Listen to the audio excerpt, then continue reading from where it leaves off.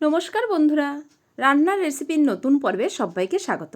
আজকে আমি খুব সহজ এবং খুব সাধারণ একটা রেসিপি আপনাদের সঙ্গে শেয়ার করব। খেতে কিন্তু অসাধারণ লাগে গরম ভাতে। একবার হলেও আপনারা এইভাবে ট্রাই করতে পারেন। আজকে আমি তেল চচ্চড়ির রেসিপি আপনাদের সঙ্গে শেয়ার করব। যারা মাছের তেল খেতে পছন্দ করেন তাদের তো ভালো লাগবেই, আর যারা খেতে পছন্দ করেন না তারাও কিন্তু এইভাবে একবার ট্রাই করতে পারেন। আশা করি তাদেরও ভালো লাগবে। প্রথম থেকে শেষ পর্যন্ত ভিডিওটি দেখার অনুরোধ রইল। ভালো লাগলে চ্যানেলটি সাবস্ক্রাইব করে নেবেন। চলুন তাহলে শুরু করা যাক। এখানে কিছু সবজি আমি কেটে নিয়েছি, আলু, বেগুন আর পেঁয়াজকলি।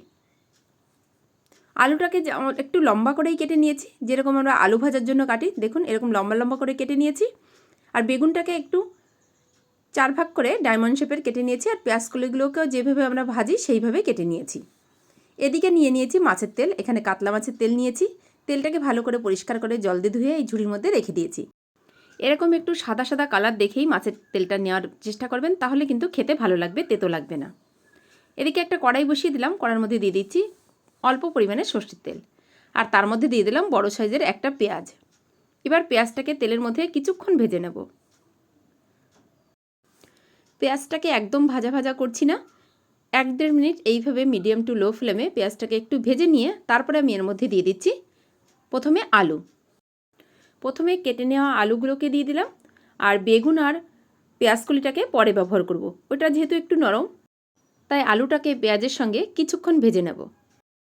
এখানে আপনারা চাইলে আলু, পেঁয়াজকলি আর বেগুনের পরিবর্তে অন্য কোনো সবজি দিয়েও এই রান্নাটা এইভাবে করতে পারেন। যেরকম সিম দিতে পারেন, পটল দিতে পারেন, ঝিঙে দিতে পারেন, কিন্তু তেতো যে সবজিগুলো সেই সবজিগুলো দেবেন না, তাহলেই কিন্তু হবে। যারা আলু খেতে পছন্দ করেন না তাহলে কিন্তু তারা আলু বাদ দিয়ে পেঁয়াজকলি, বেগুন দিয়েও করতে পারেন। আমার কাছে বেগুন, পেঁয়াজকলি আর আলু ছিল, তাই আমি এটা দিয়েই করছি। আর আমার মনে হয় এই সব সবজি দিয়েই মাছের তেলটা বেশি ভালো লাগে। আলুটাকে 2-3 মিনিট ভালো করে ভেজে নিয়ে এর মধ্যে দিয়ে দিলাম পেঁয়াজকলি আর বেগুন। পেঁয়াজকলি আর বেগুনটাকে দিয়েও আলুর সঙ্গে নেড়ে মিশিয়ে নিচ্ছি। এখনও পর্যন্ত এর মধ্যে আমি লবণ হলুদ ব্যবহার করিনি, সেটা আমি পরে ব্যবহার করছি।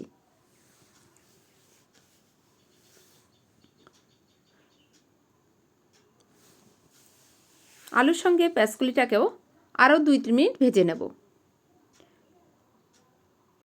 সমস্ত কিছু নাড়াচাড়া করতে করতেই এর মধ্যে দিয়ে দিলাম চিরা কাঁচা লঙ্কা। যেহেতু মাছের তেল রান্না করছি, তাই তেলের পরিমাণ কিন্তু খুব কম ব্যবহার করেছি।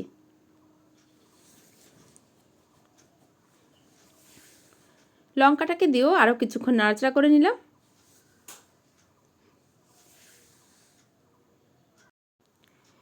এটা নিচের দিকে লেগে যেতে পারে, যেহেতু কম তেল ব্যবহার করা হয়েছে, তাই জল না দিয়ে অল্প আঁচে এটাকে নাড়াচাড়া করে নেবেন, একদম লো ফ্লেমে। আরও কিছুক্ষণ নাড়াচাড়া করে নিয়ে এর মধ্যে আমি মাছের তেলটাকে দিয়ে দিলাম, আর দিয়ে দিচ্ছি স্বাদ মতন লবণ আর পরিমাণ মতন হলুদ গুঁড়ো। এর মধ্যে আর কোনো মশলা আমি ব্যবহার করব না। এবার নাড়াচাড়া করে এটাকে একদম ভাজা ভাজা করে নেব। আর চেষ্টা করবেন মাছের তেলটাকে আগেই ধুয়ে জল ঝরিয়ে রাখতে, তাহলে এটা দেওয়ার সঙ্গে সঙ্গে জল ছাড়বে না, আর ভাজা ভাজা তাড়াতাড়ি হয়ে যাবে।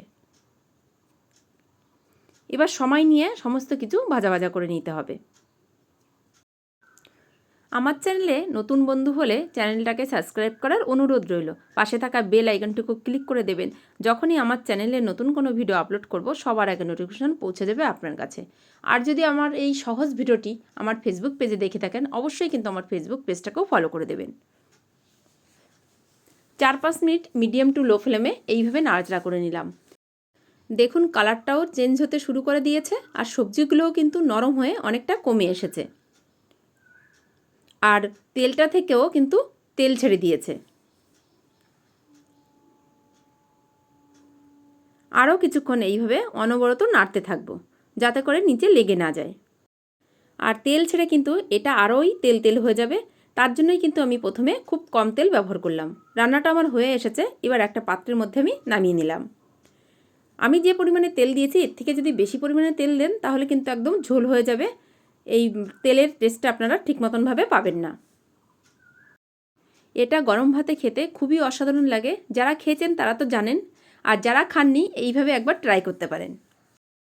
আজ তাহলে আমার এই ছোট্ট ভিডিওটা এই পর্যন্তই। অন্য কোনো দিন ফিরে আসবো অন্য কোনো ভিডিওর সাথে। ভালো থাকবেন, সুস্থ থাকবেন আর অবশ্যই আমার চ্যানেলের সঙ্গে থাকবেন। ধন্যবাদ।